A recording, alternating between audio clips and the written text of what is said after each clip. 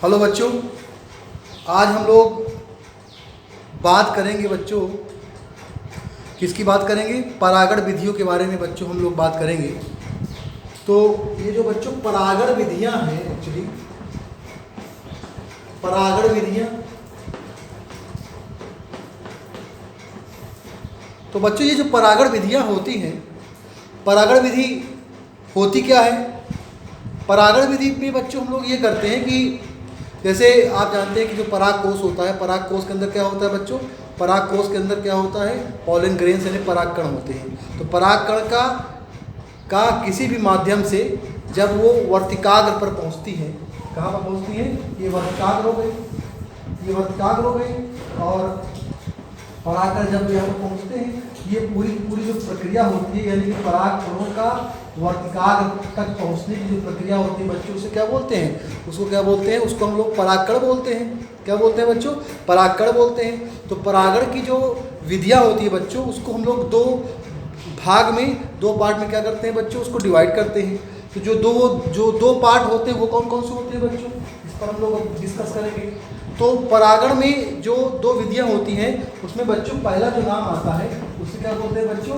उसको बोलते हैं स्वपरागण। क्या बोलते हैं उसको? स्वपरागण। इसको क्या बोलते हैं इंग्लिश में बच्चों? सेल्फ पॉलिनेशन बोला जाता है। क्या बोला जाता है बच्चों? सेल्फ पॉलिनेशन बोला जाता है। अब इसके बाद जो दूसरी विधि होती है बच्चों, सेल्फ पॉलिनेशन के बाद जो दूसरी विधि होती है उसे क्या बोलते हैं बच्चों? उसको बोलते हैं परपरागण। क्या बोलते हैं उसको? परपरागण विधि बोलते हैं। तो परपरागण का मतलब क्या होता है बच्चों? परपरागण का मतलब होता है क्रॉस पॉलिनेशन बोला जाता है उसको। क्या बोलते हैं इसको बच्चों? क्रॉस पॉलिनेशन बोला जाता है। तो इस तरीके से आपने क्या देखा कि परागण की जो विधियां होती है, मोड्स ऑफ जो पॉलिनेशन होता है बच्चों, उसको हम लोगों ने दो पार्ट में डिवाइड करते हैं। एक होता है सेल्फ पॉलिनेशन और सेकंड क्या होता है बच्चों? क्रॉस पॉलिनेशन, यानी उसे क्या बोलते हैं बच्चों? परपरागण बोला जाता है। अब हम लोग ये बात करेंगे कि जो विभिन्न फसल है, जैसे विभिन्न यानी जो फसल से होते हैं, उसमें जो परपरागण होता है और स्वपरागण होता है, उसके आधार पर इसको हम लोग क्या करते हैं बच्चों? इसको हम लोग क्या करते हैं कि तीन पार्ट में इसको फिर हम लोग क्या करते हैं? डिवाइड करते हैं। तो वो जो तीन पार्ट होते हैं वो कौन कौन से होते हैं? तो बच्चों जो आप कह सकते हो कि परपरागण और स्वपरागण के परिमाप के आधार पर हम इन्हें तीन वर्गों में बांटते हैं। जिसमें पहला पार्ट क्या आता है? स्वपरागित आता है। क्या आता है बच्चों? स्वपरागित आता है। स्वपरागित। तो स्वपरागित जो होता है बच्चों, वो क्या होता है? स्वपरागित का मतलब क्या होता है बच्चों? Self pollinated. इसे क्या बोलते हैं बच्चों? सेल्फ पॉलिनेटेड बोलते हैं, स्वपरागित इसे बोलते हैं। दूसरा जो होता है बच्चों, वो क्या होता है? परपरागित होता है। परपरागित जो बच्चों परपरागित होता है वो क्या होता है बच्चों? क्रॉस पॉलिनेटेड होता है। ये क्या होता है बच्चों? क्रॉस पॉलिनेटेड होता है। इसके बाद जो थर्ड बच्चों होता है वो क्या होता है? बहुधा परपरागित इसको बोलते हैं। क्या बोलते हैं इसको बच्चों? बहुधा परपरागित इसको बोलते हैं। तो बहुधा जो परपरागित होता है बच्चों, उसको क्या बोलते हैं हम लोग? Often cross pollinated. क्या बोलते हैं बच्चों उसको? Often cross pollinated. तो इस तरीके से आपने क्या देखा कि स्वपरागण और परपरागण दो प्रकार की विधियों के बारे में हम लोगों ने क्या किया बच्चों? विस्तृत अभी हम लोग इस पर डिस्कस करेंगे। तो विभिन्न फसलों के परिमाप के आधार पर क्या करते हैं हम लोग? इसको तीन वर्गों में बांटते हैं। इसमें पहला क्या आता है बच्चों? स्वपरागित आता है। दूसरा क्या आता है बच्चों? परपरागित आता है। और तीसरा क्या आता है? बहुधा परपरागित आता है। तो जो बहुधा परपरागित होता है बच्चों, वो उस बहुधा परपरागित को क्या बोलते हैं? ऑफन क्रॉस पॉलिनेटेड बच्चों इसको बोला जाता है। अब हम लोग क्या बात करेंगे बच्चे? सबसे पहले स्वपरागित फसलें इसमें कौन कौन सी होती हैं, इसके बारे में हम लोग बच्चों अब डिस्कस करेंगे। तो अब आप देखिए, हम लोग क्या बात करेंगे? स्वपरागित की। तो बच्चों स्वपरागण की क्रिया जो होती है, जैसे कि मैंने आपको बताया, स्वपरागण का मतलब क्या होता है और परपरागण का मतलब क्या होता है। तो बच्चों जो स्वपरागण होता है उसमें क्या होता है कि जब आप कह सकते हो परागकण जो होते हैं वो क्या करते हैं? सेम उसी पुष्प के वर्तिकाग्र पर जा करके जब आगे की प्रोसेस को मेंटेन करते हैं, निषेचन की क्रिया करते हैं, तो वो प्रोसेस स्वपरागण होता है। तो स्वपरागित जो फसलें होती हैं उसको हम लोग क्या कहते हैं? स्वपरागित जो फसलें होती हैं उसमें क्या होता है? अब स्वपरागित फसलों के बारे में हम लोग यहाँ पर बात करेंगे। तो बच्चों जो स्वपरागित जो फसलें होती हैं, स्वपरागित जो फसलें होती हैं बच्चों, इसमें क्या होता है कि ये इसमें क्या होता है कि प्राकृतिक तौर पर स्वपरागण की क्रिया हो जाती है। क्या होता है स्वपरागण? क्या होता है कि प्राकृतिक तौर पर ऑटोमेटिक, जैसे ये मान लीजिए क्या है, ये आपका ये स्टिग्मा है, इसमें क्या है? स्टाइल है, ठीक है, ओवरी है बच्चों, इसके अंदर क्या है बच्चों? ओव्यूल है। अब इसके बाद यहाँ पे क्या है? एंथर है, परागकोश से बोलते हैं। तो ऑटोमेटिक जब परागकोश के अंदर स्थित जो परागकण होते हैं वो वर्तिकाग्र पर चले जाते हैं, तो वो प्रक्रिया ऑटोमेटिक जो एक ही पुष्प के, जब एक ही पुष्प का जो पॉलन ग्रेन होता है और उसी पुष्प का क्या वर्तिकाग्र होता है, जब इस तरीके की नेचुरली तरीके से जब परागण हो जाता है तो वो क्या कहलाता है बच्चों? वो क्या कहलाता है? वो स्वपरागण कहलाता है। और इस प्रकार की जो फसलें होती हैं उस फसलों को क्या बोला जाता है बच्चों? स्वपरागित फसलें इसको बोला जाता है। क्या बोलते हैं इसको? स्वपरागित फसलें बोला जाता है। अब हम यहाँ पर बच्चों ये बात करेंगे कि जो स्वपरागित जो फसलें होती हैं उनको बढ़ाने वाले कौन कौन से बच्चे युक्तियाँ क्या हैं, उस मेथड्स क्या होते हैं, इसके बारे में अब हम लोग बच्चों यहाँ पर डिस्कस करेंगे। तो स्वपरागित जो फसलें होती हैं उनको जो बढ़ावा देने वाले तत्वों में सबसे पहला पार्ट आता क्या है बच्चों? उभयलिंगी। क्या आता है? उभयलिंगी। उभयलिंगी जो होता है ये स्वपरागण की विधि को बढ़ाने का काम करता है। उभयलिंगी का मतलब क्या होता है बच्चों? उभयलिंगी का मतलब होता है हर्माफ्रोडाइट। इसे क्या बोलते हैं? इसको बोलते क्या है? हर्माफ्रोडाइट। इसे क्या बोलते हैं बच्चों?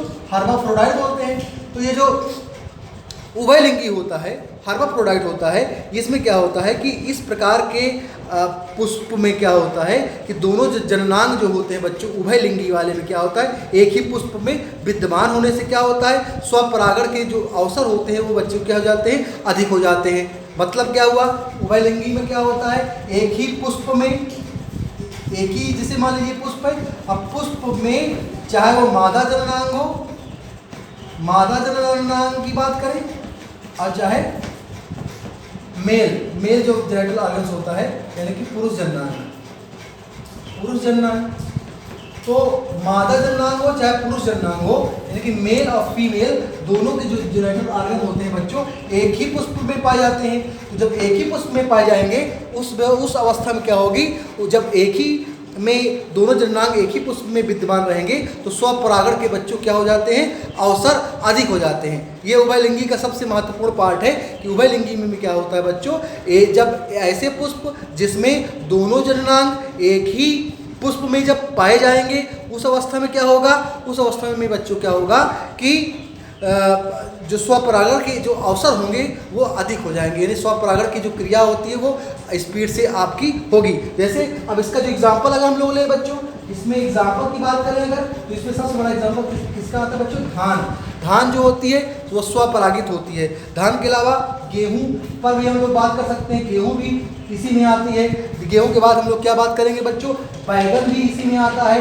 बैगन के बाद क्या बात करेंगे बच्चों? टमाटर, तो टमाटर भी इसी में आता है। इसके अलावा बच्चों दलहन की जो फसलें होती हैं, बच्चों ये सब किसमें आती हैं? स्वपरागित पुष्पों में आती हैं, स्वपरागित फसलों में आती हैं। और ये फसल क्या होती है? ये जितने भी हम लोगों ने एग्जांपल लिया, चाहे धान की बात करें, गेहूं की बात करें, बैगन की बात करें, टमाटर की बात करें, दलहन की बात करें, ये सारे के सारे जो पुष्प होते हैं, मतलब जो ये फसलें होती हैं, ये सब क्या है? उभयलिंगी होती हैं। क्या होती है बच्चों?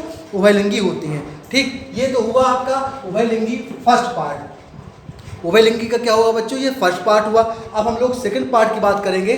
सेकंड पार्ट इसका क्या है कि ऐसे कौन से कारक हैं जो कि क्या करते हैं? स्वपरागित फसलों की क्रिया को तेज करते हैं, इसकी क्रिया को तेज करते हैं। तो इसका जो दूसरा पॉइंट होगा बच्चों वो क्या होगा? दूसरा पॉइंट इसका जो है बच्चों होगा सहपक्वता। सहपक्वता इसका सेकंड पॉइंट हो गया। सहपक्वता होती क्या है, इसको क्या बोलते हैं, होमोगैमी बोलते हैं बच्चों। क्या बोलते हैं इसको, होमोगैमी। ये दूसरा कारक है इसमें। तो पहला कारक क्या था बच्चों, पहला कारक था उभयलिंगी, और जो दूसरा कारक है बच्चों वो क्या है बच्चों, सहपक्वता है। सहपक्वता का मतलब क्या होता है बच्चों, होमोगैमी होता है। ये जो होमोगैमी होता है बच्चों, इसमें क्या होता है कि जैसे द्विलिंगी पुष्प हैं तो नर और मादा जननांग एक साथ परिपक्व होते हैं, तो उन्हीं को क्या बोला जाता है, सहपक्वता बोला जाता है। क्या कहते हैं इसको बच्चों, आप देखिए कि जैसे आप कह सकते हो कि जब द्विलिंगी पुष्पों में जब नर और मादा जननांग जो है एक साथ परिपक्व होते हैं, आप क्या कह सकते हो कि जैसे क्या हुआ, ऐसा पुष्प जिसमें नर और मादा जननांग क्या होते हैं, एक साथ क्या होते हैं, एक साथ विकसित होते हैं। तो जब एक साथ विकसित होंगे, एक साथ परिपक्व होंगे, तो उस समय क्या होगा, वो जो परिपक्व होंगे, वो विकसित जो अवस्था होगी बच्चों, वो क्या होगी, वो जो है अवस्था सहपक्वता कहलाएगी, होमोगैमी के बच्चों कहलाती है। इसमें क्या होता है, इसमें जो स्वपरागण की क्रिया होती है वो उसमें क्या होता है, जो वायु या कीट द्वारा जो वर्तिकाग्र पर पहुंचने से में स्पीड से होता है, यानी दोनों अवस्थाएं क्या होती है, एक साथ होती हैं। यानी आप कह सकते हो कि जब नर और मादा जननांग एक साथ क्या होते हैं बच्चों, एक साथ इनका विकसित होते हैं, एक साथ ही डेवलप्ड होते हैं, तो वो जो अवस्था होती है, बच्चों वो क्या कहलाती है, वो अवस्था क्या कहलाती है, परिपक्व होने की जो अवस्था होती है बच्चों, उस परिपक्व होने की अवस्था को क्या बोलते हैं, उस परिपक्व होने की अवस्था को सहपक्वता कहते हैं। एक इस तरीके से ये आपका जो सहपक्वता, ये दूसरा कारक हो यहाँ पर बच्चों शो हो जाता है। इसके बाद जो तीसरा पॉइंट है बच्चों, वो क्या है, वो पॉइंट क्या है, निमिलता इसको बोलते हैं। निमिलता जो थर्ड कारक है वो क्या है बच्चों, निमिलता। अब आप देखिए निमिलता की बात करते हैं हम अगर, तो जो निमिलता होती है बच्चों, इसको क्या बोलते हैं, इसको क्लिस्टोगैमी बोलते हैं। क्या बोलते हैं बच्चों, क्लिस्टोगैमी। क्या बोलते हैं इसको, क्लिस्टोगैमी बोलेंगे इसको। तो बच्चों जो ये क्लिस्टोगैमी होती है, एक्चुअली इसको जो निमिलता या क्लिस्टोगैमी होती है बच्चों, इसमें क्या होता है कि जो कुछ द्विलिंगी जो पुष्प होते हैं वो ऐसे होते हैं जो कभी नहीं खिलते, तो इस तरीके से इन पुष्पों को क्या बोलते हैं, निमीलित पुष्प बोला जाता है, क्लिस्टोगैमस फ्लावर बोला जाता है। यानी आप कह सकते हो कि ऐसे पुष्प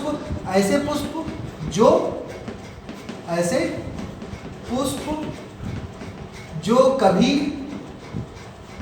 नहीं खिलते,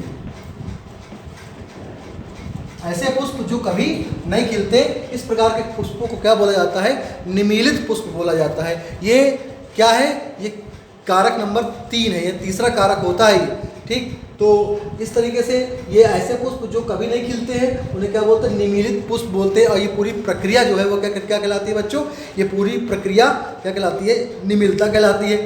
अच्छा, इसका रीजन क्या है, इस रीजन को आप लोग समझ लीजिए। ये निमिलता जो है, जो कभी नहीं इसके जो पुष्प खिलते हैं बच्चों, इसका रीजन जो है क्या है बच्चों, कि ऐसे पुष्पों में क्या होता है कि जो परागकोश होते हैं बंद अवस्था में क्या हो जाते हैं बच्चों, फट जाते हैं। ऐसे पुष्पों में क्या होता है, बंद अवस्था में ही क्या होता है बच्चों, परागकोश से फट जाएगा, जिससे परागकण जो होता है पुष्प के वर्तिकाग्र पर बिखर जाते हैं। तो जब पुष्प जो है वर्तिकाग्र पर बिछर जाएंगे तो स्वपरागण तो हो जाएगा, लेकिन पुष्प खिलेंगे नहीं। तो ये क्या होता है, इस अवस्था को क्या बोलते हैं बच्चों, निमिलता बोलते हैं।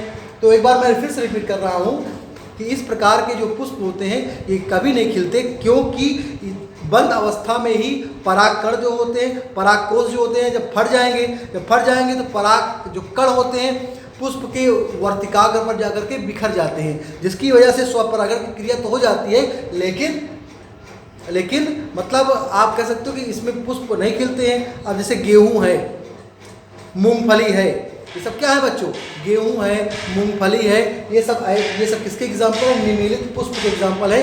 और ये जो प्रक्रिया होती है, इस प्रक्रिया को क्या बोलते हैं बच्चों, इस प्रक्रिया को बोलते हैं निमिलता। क्या बोलते हैं, निमिलता।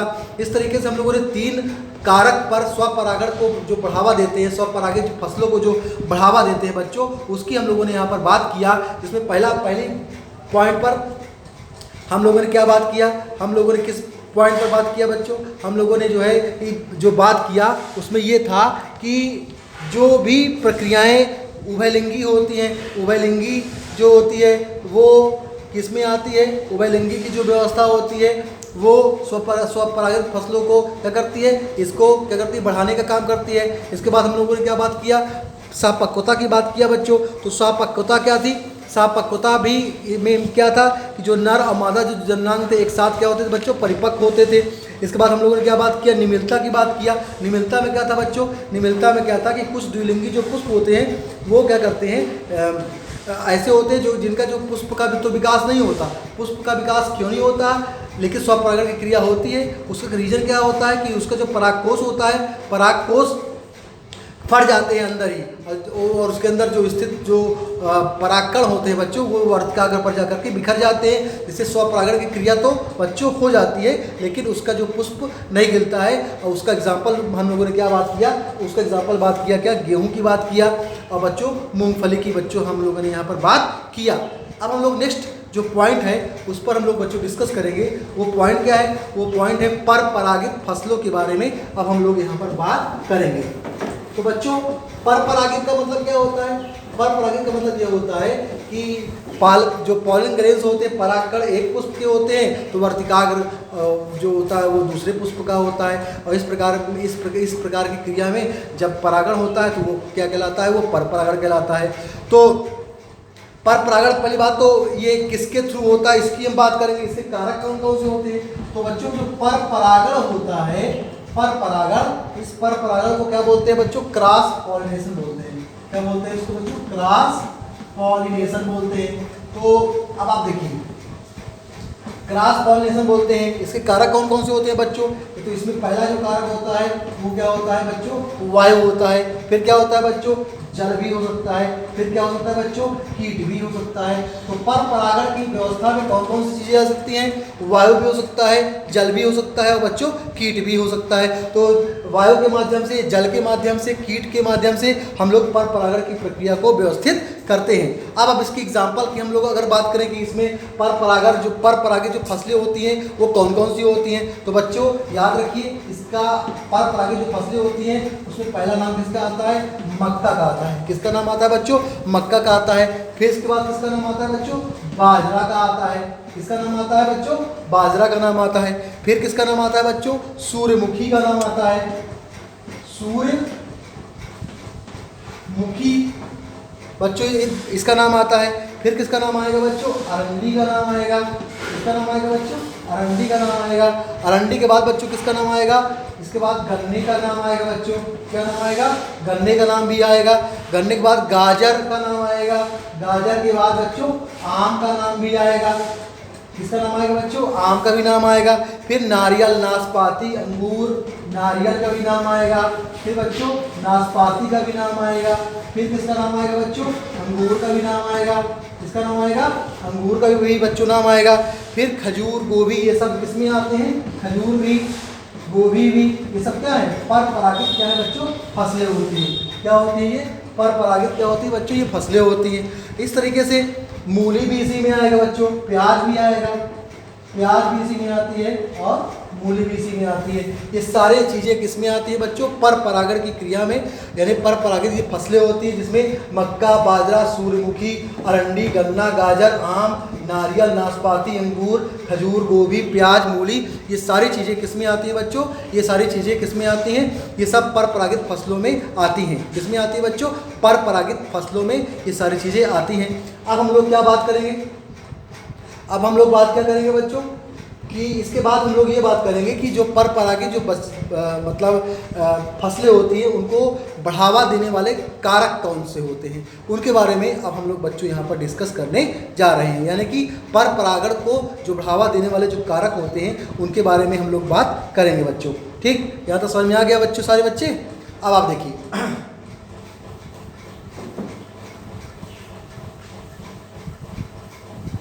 तो पर परागण को बढ़ावा देने वाले जो कारक होते हैं उसमें बच्चों पहला जो पार्ट आता है वो क्या आता है, एक लिंगता।